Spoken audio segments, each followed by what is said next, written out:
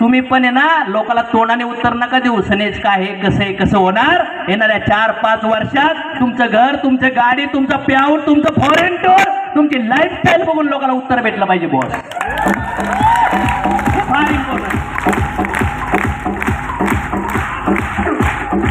मग ही जो प्रोडक्ट बनले, तिथले प्लान बनला, इथलं जे वातावरण बनलंय तर ठाप लोवलला आहे.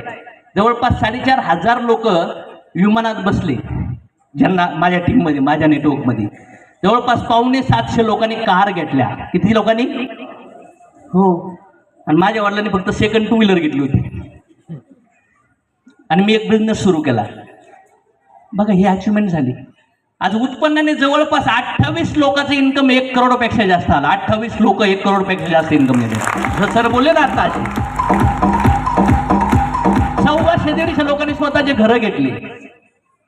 पण माझी आई, वडील, माझे आजोबा, पंजोबा फक्त त्यांच्या कुटुंबासाठी करता करता जन्मले, जगले आणि मेले, पण काहीच नाही करू शकले.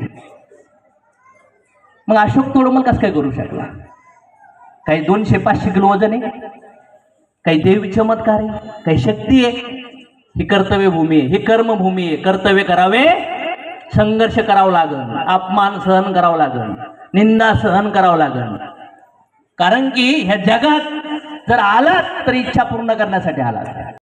मला हे नाही सांगायचं की मी काय केलंय, मी काय मिळवलंय. मला हे सांगायचं की जे लोकांनी विश्वास ठेवला होता, आज ते लोक लाईफस्टाईल करून राहिले.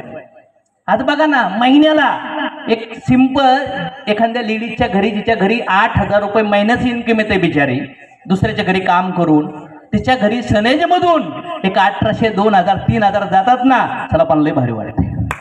वा, ग्रेट. तिचे मिस्टर